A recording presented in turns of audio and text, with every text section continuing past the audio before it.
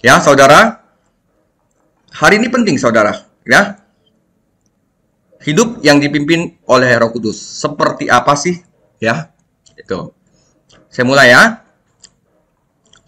Kaum legalis mengira mereka memiliki jawaban atas masalah hukum dan peraturan, tetapi Paulus telah menjelaskan bahwa tidak ada hukum yang dapat mengubah sifat dasar manusia yang berdosa.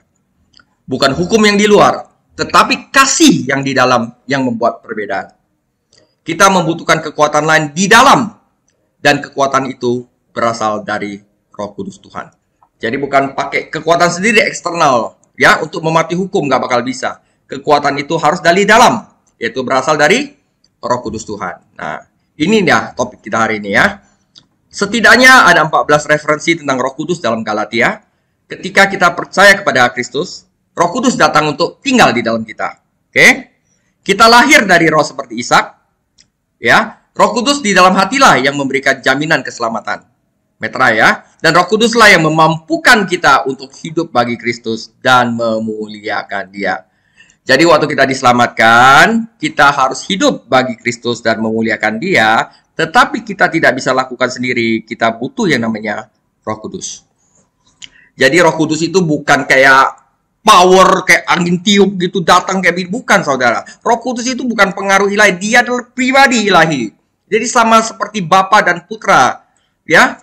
Jangan kita perlakukan Dia seperti suatu power yang bisa kita gunakan sesuka hati kita, saudara. Ya, itu menghujat, itu sama sekali tidak sopan kepada Roh Kudus, ya. Apa yang Allah Bapa rencanakan untuk Anda dan Allah Putra beli untuk Anda di kayu salib, Allah Roh yang dipersonalisasi untuk Anda dan berlaku untuk hidup Anda saat Anda menyerah kepadanya. Oke? Nah, ingat saudara, ini adalah urutan-urutan orang yang telah mengalami kemerdekaan, ya, yang semuanya ada di Galatia 5 dan Galatia 6. Saya ulangi lagi, di mana fokus saya adalah sekarang yang bagian kedua. Oke? Nah, orang Kristen yang menyerah, yang bergantung pada kekuatan roh, tidak menyangkal hukum Tuhan dan memberontak melawannya. Sebaliknya, hukum itu sedang digenapi di dalam dirinya melalui roh. Ya, jadi urutan-urutannya adalah yang pertama yang telah kita pelajari, saya telah dimerdekakan oleh Kristus. Saya tidak lagi terikat pada hukum. Orang yang legalis adalah mencuri ya kekayaan yang kita miliki dalam Kristus, karena mereka balik lagi ke hukum. Itu kita sudah belajar. Oke? Nah, bagian kedua ini, tetapi saya membutuhkan sesuatu pribadi untuk mengendalikan hidup saya dari dalam. Pribadi itu adalah Roh Kudus. Nah, inilah yang kita bahas hari ini, Galatia 5 ayat 13 sampai 26. Saya tidak perlu baca gini, karena ini saya hanya menyatakan bahwa fokus saya adalah kita butuh sesuatu, yaitu pribadi, yang mengendalikan hidup kita dari dalam. Pribadi itu adalah Roh Kudus. Dan bagaimana Roh Kudus bekerja. Itulah topik hari ini, ya. Oke, 3 pelayanan Roh Kudus. Paragraf ini mungkin paling penting di seluruh bagian penutup Galatia, karena di dalamnya Paulus menjelaskan 3 pelayanan Roh Kudus yang memungkinkan orang percaya untuk menikmati kemerdekaan di dalam Kristus. Yang pertama, saudara, Galatia 5, 13-15, Roh Kudus memungkinkan kita untuk memenuhi hukum kasih. Oke. Yang kedua, saudara, Roh Kudus memungkinkan kita untuk mengatasi keinginan daging. Galatia 5 ayat 16-21 dan 24. Yang ketiga, Roh Kudus memungkinkan kita untuk menghasilkan buah. Jadi waktu Roh Kudus diam di dalam kita, itu ada tugasnya, yaitu membantu kita memenuhi hukum kasih. Istilah gini, memampukan kita untuk mengasihi. Kedua, memampukan kita untuk mengatasi keinginan daging. Ketiga, dan memungkinkan kita untuk menghasilkan buah atau menjadi berkat. Oke? Satu persatu kita akan bahas dalam Galatia 5 ayat 13-26. Yang pertama, ini saya bikin gambar ini biar Anda mengerti, ya. Ya, ada yang namanya extreme license. Ini ada di Roma 6. Ada lagi satu yang namanya, sebentar saudara. Extreme legalism, ya. Extreme license itu berkata seperti ini. Kita sudah dimerdekakan oleh Kristus dari dosa. Karena itu kita boleh saja berbuat semau kita terhadap dosa. Itu extreme license. Nah, ini adalah daging. Extreme legalism. Kita sudah dimerdekakan Yesus dari dosa. Karena itu kita harus dengan kekuatan kita mematuhi hukum Taurat. Itu adalah extreme legalism. Tetapi orang benar adalah orang yang hidup oleh Roh Kudus. Jadi ekstrim ke kiri, ini ekstrim ke kanan. Karena manusia itu suka sesuatu yang ekstrim. Kenapa? Bisa dibandingkan dengan orang lain. Oke? Nah, inilah artinya seperti yang Pengkhotbah 7 ayat 16 sampai 20. Janganlah terlalu saleh, legalisme. Janganlah perilakumu terlalu berhikmat. Mengapa engkau akan membinasakan dirimu sendiri? Ekstrim legalisme. Oke? 7 ayat 17. Janganlah terlalu fasik, janganlah bodoh. Extreme license. Mengapa engkau mau mati sebelum waktumu? Adalah baik kalau engkau memegang yang satu juga tidak melepaskan lain.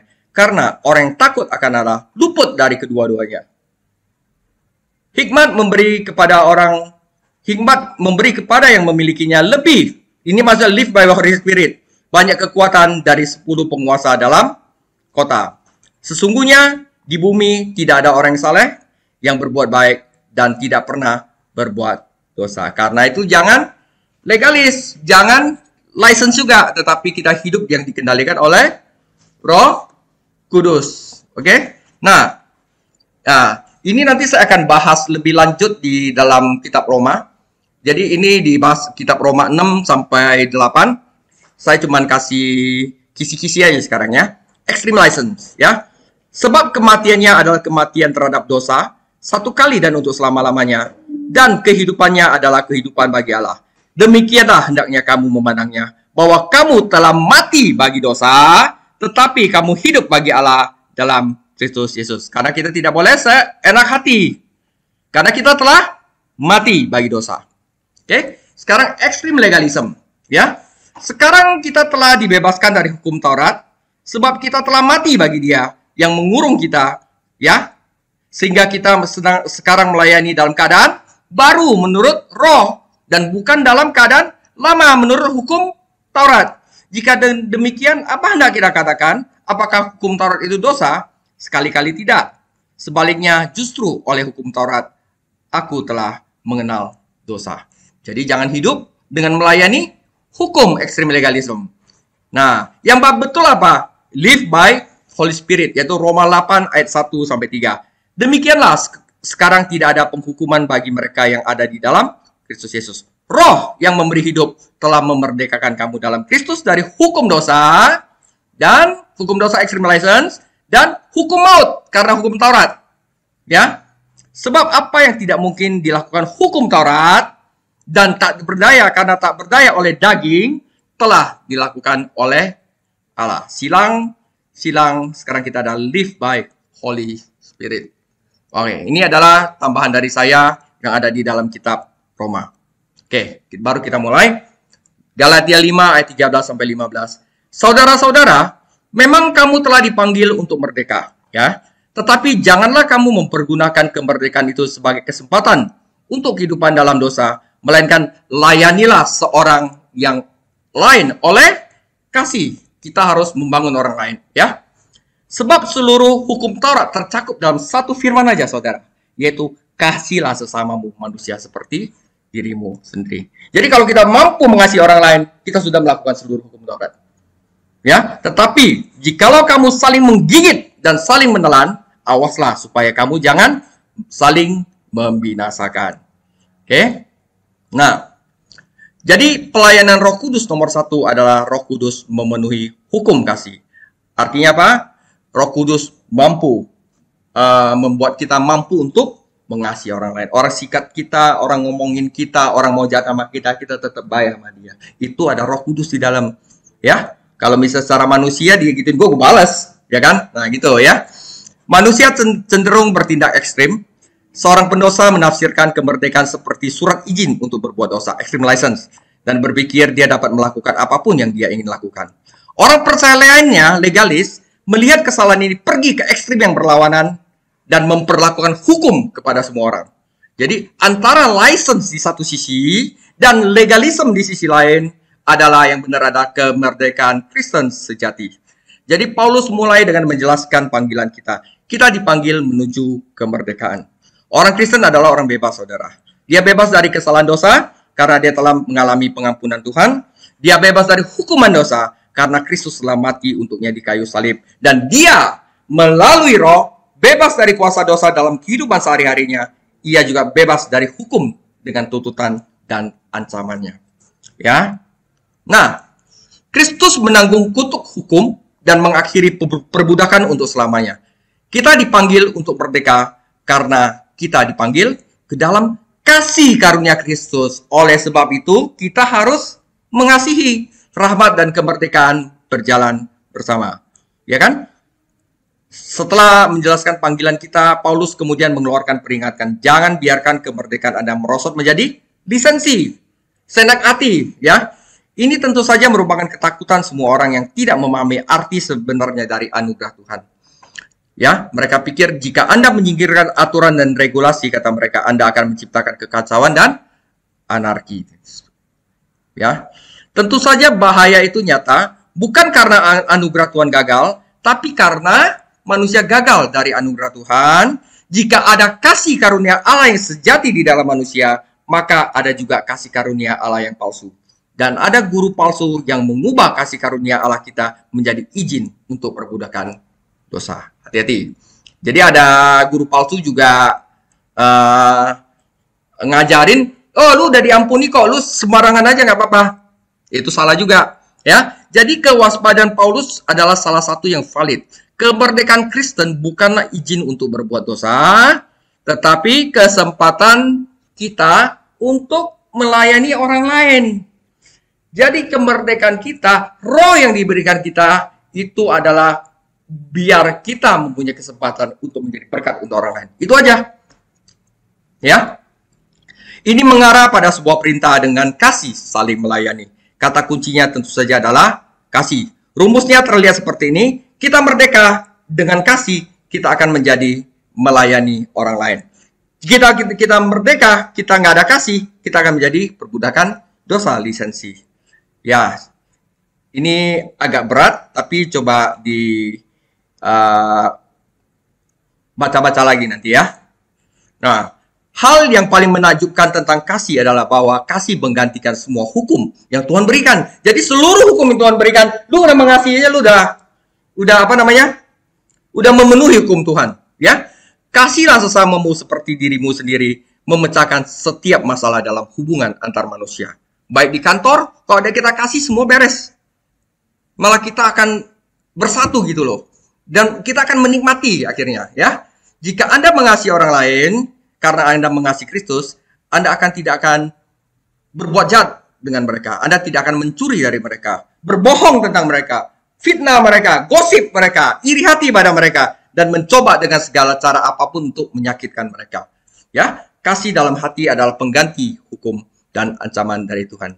Jadi kalau Anda bilang, oh kita nggak ada hukum lagi ya, hukum udah harus pergi, hukum Taurat, karena itu sudah dibebas Kristus. Sebagai gantinya apa? Satu aja Tuhan, kita harus ada kasih, beres. Jadi Kristen itu simple sebenarnya. Jika Anda mengasihi, semuanya beres. Ya kan? Ya, pada tingkat yang lebih tinggi, Roh Kudus yang ada di dalam kita memberikan kasih yang kita butuhkan. Itu bukan kekuatan kita, tapi ada roh di dalam kita yang memberikan itu. Rupanya orang-orang percaya di Galatia kurang dalam kasih seperti ini. Karena mereka saling menggigit dan melahap satu sama lainnya. Seperti kepiting yang dibicarakan Ibu Eli itu. Ya, ada orang mau keluar dijepit, dibawa turun lagi gitu loh ya. Mana akhirnya semuanya ada tetap di dalam keranjang ya. Dan bahaya saling menghancurkan. Karena apa? Waktu dia orang dalam keranjang kepiting, nanti akan jadi kepiting rebus gitu. Kalau dia orang keluar, dia orang merdeka ya. Oke. Tidak peduli berapa banyak aturan dan standar yang diterapkan di gereja, saudara, ini baik-baik, itu bukan jaminan spiritualitas. Kecuali Roh Kudus Tuhan diizinkan untuk memenuhi hati dengan kasih-Nya. Keegoisan dan persaingan akan berkuasa. Kedua ekstrim ini di gereja Galatia, legalis dan license, sebenarnya menghancurkan persekutuan. Roh Kudus tidak bekerja dalam ruang hampa. Dia menggunakan 1. Firman Tuhan. 2. Doa, penyembahan, dan persekutuan orang percaya untuk membangun kita di dalam Kristus. Jadi dia pakai ini. Nah, saya sedang tulis buku ya, 3 alat Tuhan untuk membentuk manusia, yaitu firman Tuhan, doa, dan penderitaan. Ya, orang percaya yang menghabiskan waktu setiap hari dalam firman dan doa dan menyerah pada pekerjaan Roh Kudus akan menikmati kemerdekaan dan akan membantu dalam pembangunan gereja. Ya, bacalah 2 Korintus 3 untuk penjelasan Paulus tentang perbedaan antara pelayanan rohani kasih karunia dan pelayanan hukum dunia. Oke. Bagian 2. Roh Kudus memampukan kita untuk mengatasi keinginan daging, ya. Galatia 5 ayat 16 sampai 21. Maksudku ialah hiduplah oleh roh, maka kamu tidak akan menuruti keinginan daging. Sebab keinginan daging berlawanan dengan keinginan roh, dan keinginan roh berlawanan dengan keinginan daging. Karena keduanya bertentangan, sehingga kamu setiap kali tidak melakukan apa yang kamu kehendaki. Akan tetapi, jikalau kamu memberi dirimu dipimpin oleh roh, maka kamu tidak hidup di bawah hukum Taurat. Perbuatan daging telah nyata, yaitu percabulan, kecemaran, hawa nafsu, penyembahan berhala, sihir, perseteruan, perselisihan, iri hati, amarah, kepentingan diri sendiri, pencederaan, roh pemecah belah, kedengkian, kemabukan, pesta pora, dan sebagainya. Terhadap semua ini kuperingatkan kamu, seperti yang telah kubuat dahulu. Barang siapa melakukan hal-hal yang demikian, ia tidak akan mendapat bagian dalam kerajaan Allah. Oke? Jadi ini adalah yang jelek dulu, bahwa Roh Kudus akan memampukan kita untuk mengatasi keinginan daging. Nggak instan, saudara. Nggak instan, saudara. Karena bagaimanapun juga kita masih ada daging. Orang Kristen itu bukan orang yang tidak pernah berbuat dosa, tapi orang Kristen yang bisa introspeksi. Dan akhirnya pelan-pelan berubah dan mengandalkan bukan kekuatan sendiri, tapi mengandalkan kekuatan Roh Kudus. Oke, nanti saya akan jelaskan ini. Sama seperti Ishak dan Ismail yang tidak bisa rukun, demikian pula roh yang di dalam kita dan daging kita akan berperang satu sama lainnya. Yang dimaksud dengan daging, tentu saja yang Paulus maksudkan bukan tubuh. Tubuh manusia tidak berdosa, itu netral. Jika Roh Kudus yang mengendalikan tubuh, maka kita akan hidup oleh roh. Tetapi jika daging menguasai tubuh, maka kita akan berjalan dalam nafsu atau keinginan daging. Roh dan daging memiliki selera yang berbeda, seperti lalat dan lebah. Dan inilah yang menciptakan konflik. Sifat yang berlawanan ini diilustrasikan dalam Alkitab dengan cara yang berbeda. Misalnya, domba adalah hewan yang bersih dan menghindari sampah. Sedangkan babi adalah hewan yang najis dan suka berkubang dalam kotoran. Ya. Jadi, babi tidak akan suka kalau bersih-bersih. Kalau misalnya domba tidak suka main di dalam kotoran. Nah, karena apa? Sifatnya, hasratnya beda. Nah, satu lagi contoh. Ya, setelah hujan reda dan bahtera Nuh berhenti, Nuh melepaskan burung gagak dan tidak pernah kembali. Burung gagak adalah burung pemakan bangkai dan menemukan banyak bangkai makanan. Karena orang-orang mati karena hanyut. Dia kembali kenapa? Dia dapat makanan, ya. Tetapi ketika Nuh melepaskan merpati, burung yang bersih, ia kembali. Kenapa? Dia nggak suka sama kotoran, dia nggak suka sama bangkai manusia. Dia tidak dapat makanan, dia kembali ke bahtera Nuh. Tapi terakhir kali, Nuh melepaskan merpati, burung itu tidak kembali. Dan Nuh tahu bahwa burung itu telah menemukan tempat yang bersih untuk menetap. Oleh karena itu, air telah surut. Itu maksudnya gitu ya, saudara. Nah, solusinya bukanlah mengadu keinginan kita dengan daging. Jadi kan gua bisa, saya bisa untuk tidak ini lagi, Resul gak bisa. Kita harus menyerahkan keinginan kita kepada Roh Kudus. Secara harfiah berarti, tetapi jika Anda dengan sukarela dipimpin oleh Roh, maka Anda tidak berada di bawah hukum. Jadi Roh Kudus telah menuliskan hukum Allah di dalam hati kita, sehingga kita ingin menaati Dia di dalam kasih. Jadi seperti Mazmur 40 ayat 8, aku senang melakukan kehendak-Mu ya Tuhan, ya hukum-Mu ada di dalam hatiku. Jadi menjadi yang dipimpin oleh Roh dan berjalan dalam Roh adalah kebalikan daripada menyerah pada keinginan daging. Jadi Paulus sekarang mendaftar beberapa perbuatan daging yang buruk yang kita sudah dapat ditemukan serupa dalam Markus 7 ayat 20 sampai 23, Roma 1 29 sampai 32, 1 Timotius 9 ayat 10, 9 dan 10, 2 Timotius 3 ayat 2 dan 5. Daging mampu berbuat dosa, tetapi itu tidak pernah bisa menghasilkan kebenaran. Karena hati licik di atas segalanya dan sangat jahat.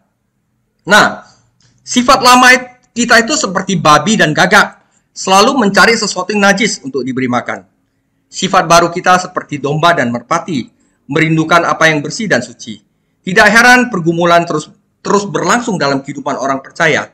Ya, jadi orang yang belum diselamatkan itu tidak ada pergumulan ini, saudara. Orang yang belum diselamatkan itu berbuat dosa itu dia nggak ada rasa kayak nggak enak hati gitu, rasa bersalah gitu. Tetapi kalau orang yang sudah diselamatkan, dia salah aja ya, dia nggak enak hatinya. Nah, itu ada Roh Kudus, saudara. Ya, orang yang belum diselamatkan tidak tahu apa-apa tentang pertempuran daging dan roh ini karena dia tidak memiliki Roh Kudus. Dia kenapa? Dia sukanya yang jahat. Jadi kalau dia berbuat jahat, dia pikir itu sudah benar. Ya. Perhatikan bahwa orang Kristen tidak begitu saja berkehendak mengalahkan daging. Nggak bisa begitu aja ya. Keduanya bertentangan satu sama lain, sehingga kamu tidak dapat melakukan apa yang kamu suka. Masalah ini yang dia bahas Paulus dalam Roma 7. Ya. Paulus tidak menyangkal bahwa ada kemenangan. Dia hanya menunjukkan bahwa kita tidak dapat memenangkan kemenangan ini dengan kekuatan kita sendiri. Dan dengan kemauan kita sendiri. Jadi orang yang masih ada daging, saudara, kalau dia tidak baca firman, dia tidak doa, dia tidak menyerah kepada Roh Kudus, nggak mungkin dia kalahin daging itu. Orang yang gitu aja dia perlu proses, saudara. Ya, kalau dia bilang saya beresolusi tahun ini untuk tidak gini, saudara. Kalau dia pakai kekuatan sendiri, saudara, takutnya kalau dia menetapkan standar yang terlalu tinggi, dia akan kecewa dan akhirnya melepaskan keinginan untuk hidup kudus lagi. Itu bahayanya. Jadi ini pelan-pelan, saudara. Tapi mantap. Jadi, Anda dan saya bukan berutang pada daging, tetapi kepada roh. Roma 8 ayat 12-14. Kita harus menerima apa yang Tuhan katakan tentang sifat lama dan tidak mencoba menjadikannya sesuatu yang bukan sebenarnya. Kita tidak harus membuat makan untuk daging dan memberinya makan hal-hal yang disukainya. Tidak ada yang baik dalam daging, jadi kita hendaknya tidak menaruh kepercayaan kepada daging. Daging tidak tunduk pada hukum Tuhan, tidak dapat menyenangkan Tuhan. Hanya melalui Roh Kudus kita dapat mematikan perbuatan yang akan dilakukan daging melalui tubuh kita. Jadi Roh Kudus perannya tinggi sekali untuk mematikan daging. Karena itu kita harus ibadah, percaya, menyerah kepadanya. Roh Kudus bukan hanya roh kehidupan yang memberi hidup ya, tetapi dia juga ada roh maut. Dia membantu kita untuk mematikan daging, membuat kita diri mati bagi dosa. Nah, kita telah melihat dua pelayanan Roh Tuhan. Yang pertama adalah dia memampukan kita untuk menggenapi hukum kasih. Yang kedua adalah dia memampukan kita untuk mengalahkan daging kita. Yang ketiga, pelayanan Roh Kudus adalah dia mampu untuk agar kita dapat menghasilkan buah. Dia memampukan kita untuk memberkati orang lain, ya. Akhirnya kita sudah sampai bagian terakhir. Galatia 5 ayat 22-26. Tetapi buah roh ialah kasih, sukacita, damai sejahtera, kesabaran, kemurahan, kebaikan, kesetiaan, kelemah lembutan, dan pengendalian diri, penguasaan diri. Tidak ada hukum yang menentang hal-hal itu. Barang siapa menjadi milik Kristus, ia telah menyalibkan daging dengan segala hawa nafsu dan keinginannya. Jikalau kita hidup oleh roh, baiklah hidup kita juga dipimpin oleh roh. Dan janganlah kita gila hormat, janganlah kita saling menantang dan saling mendengki. Ini bagian ketiga, ya, adalah menghasilkan buah. Mengalahkan kedagingan dan tidak melakukan hal yang jahat adalah satu hal. Ya. Jadi, saya sudah bisa untuk mengalahkan daging, itu satu hal, saudara. Tetapi melakukan hal-hal yang baik adalah sesuatu yang lain. Jadi Anda tidak berbuat jahat, belum tentu Anda berbuat baik. Tidak berbuat jahat adalah satu hal, melakukan sesuatu yang baik adalah sesuatu hal lagi. Legalis mungkin dapat menyombongkan diri bahwa dia tidak bersalah karena dia tidak mencuri, tidak membunuh. Tetapi adakah yang dapat melihat anugerah indah dari roh di dalam hidup legalis? Nggak ada, saudara. Kebaikan untuk tidak negatif tidak cukup dalam hidup. Harus ada kualitas positif juga. Ya, kita harus jadi berkat orang lain, mau nggak mau harus, ya. Karena apa? Kalau tidak, kita tidak bahagia, saudara. Ya, perbedaan antara suatu produk dan buah itu penting. Sebuah mesin di pabrik bekerja dan menghasilkan suatu produk, tetapi tidak pernah dapat menghasilkan buah. Buah harus tumbuh dari kehidupan, dan dalam kasus orang percaya, itu adalah buah roh. Jadi ketika Anda memikirkan pekerjaan, Anda memikirkan tentang usaha, kerja keras, ketegangan. Wah, gua harus, jadi kemampuan diri sendiri yang dikeluarkan.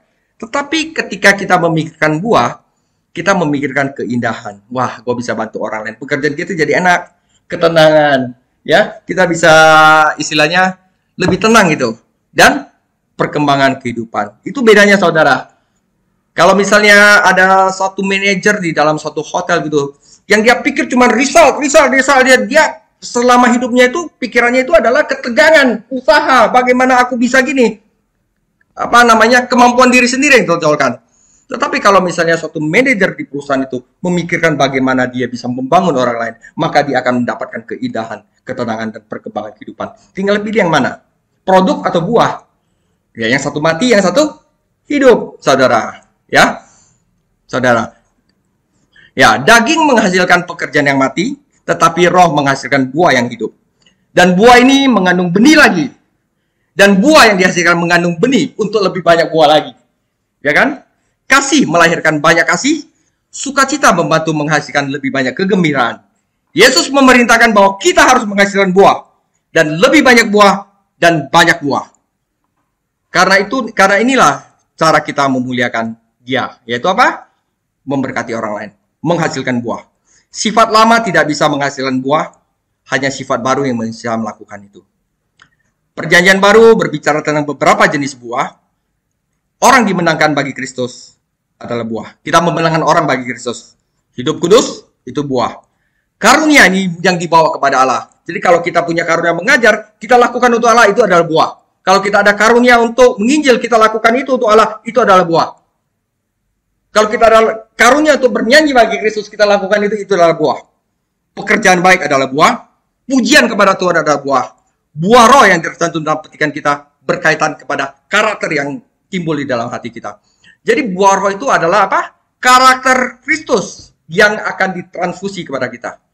Jadi waktu kita menghasilkan 9 karakter itu, berarti kita sedang menuju kepada karakter Kristus. Ya, penting bagi kita untuk membedakan anugerah roh, yaitu keselamatan, grace, yang kita tidak bisa tolak, itu anugerah. Karunia roh itu berkaitan dengan pelayanan, karunia untuk mengajar, karunia untuk membedakan roh, karunia untuk melayani, ya itu adalah karunia roh. Dan rahmat roh yang berhubungan dengan karakter. Jadi anugerah roh itu adalah tentang keselamatan, karunia roh tentang pelayanan, dan rahmat roh berhubungan dengan karakter Kristen.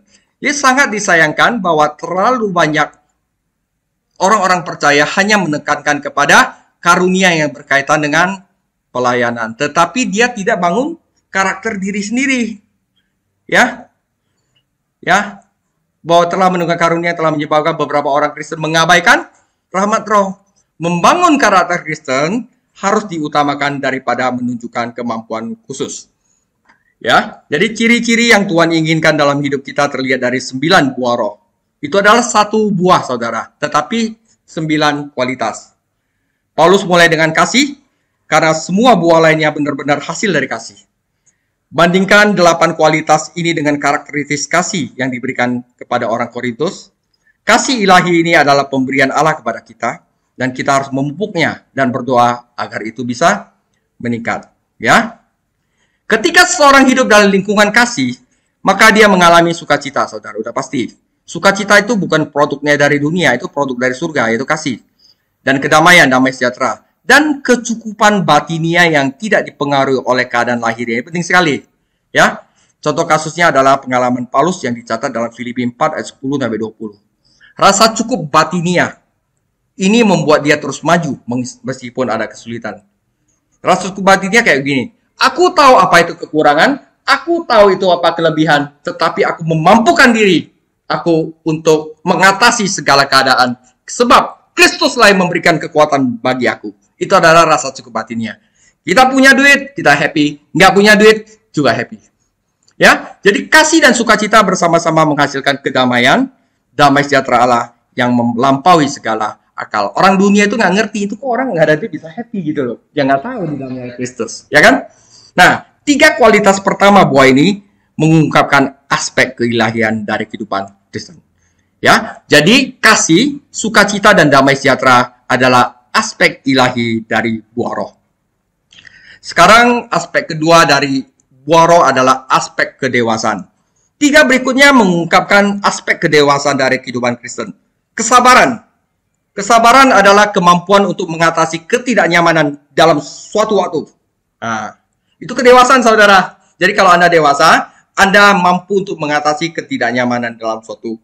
Jadi nggak langsung, wah ada apa-apa langsung respon gitu, bukan ya. Kemurahan, dia akan bermurah hati dan dia akan berbaik hati. Dia ada kasih, tapi kasih dia itu dia nyatakan dalam tindakan, nggak asal ngomong aja. Itu adalah kebaikan. Kebaikan adalah kasih dalam tindakan, ya. Nah, orang Kristen yang panjang sabar tidak akan membalas dendam dan menginginkan kesulitan pada orang yang menentangnya. Dia akan menjadi baik dan lemah lembut, bahkan dengan orang yang paling ofensif, dan akan menabur kebaikan di mana orang lain menabur kejahatan. Sifat manusia tidak pernah bisa melakukan ini sendiri, hanya kalau ada Roh Kudus yang ada di dalam kita yang bisa memampukan kita. Ya, dan 3 kualitas terakhir adalah tentang penguasaan diri, saudara. Aspek pertama aspek ilahi, kedua adalah aspek kedewasaan, yang ketiga adalah aspek penguasaan diri. Kesetiaan, kelemah lembutan. Kelemah lembutan adalah penggunaan yang benar atas kekuasaan otoritas. Ya, jadi kalau misalnya kelemah lembutan itu bukan kelemahan, saudara, tetapi dia itu ada power, tapi dia tidak memakai power itu. Nah, itu adalah kelemah lembutan. Yaitu adalah penggunaan yang benar atas kekuasaan dan otoritas atau kekuasaan di bawah kendali. Dan pengendalian diri. Nah, saudara, kelemah lembutan bukanlah kelemahan. Yesus berkata, aku lemah lembut dan rendah hati, dan Musa sangat lembut. Orang Kristen yang lemah lembut tidak terlalu memaksakan diri. Ngotot, dia nggak ngotot. Ya, sebagaimana hikmat adalah penggunaan pengetahuan yang benar. Ya, hikmat adalah penggunaan pengetahuan yang benar. Demikian juga kelembutan hati adalah penggunaan otoritas dan kekuasaan yang benar. Kadang-kadang orang kalau diberikan otoritas dia udah lupa diri, saudara, dia kan semena-mena. Itu karena nggak ada Roh Kudus di dalamnya. Ya. Jadi orang yang punya pengetahuan benar kadang-kadang dia lupa, dia pikir dia pintar, tapi dia tidak punya hikmat untuk menggunakan pengetahuan itu.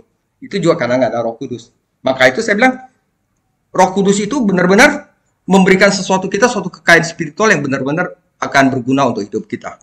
Ya, mungkin sifat lama dapat memalsukan buah roh, tetapi daging tidak pernah bisa menghasilkan buah roh. Satu perbedaan adalah ketika roh menghasilkan buah, Tuhan mendapat kemuliaan dan orang Kristen tidak sadar akan kerohaniannya. Ya kan? Jadi orang Kristen yang menghasilkan buah, dia sendiri tidak sadar akan kerohaniannya.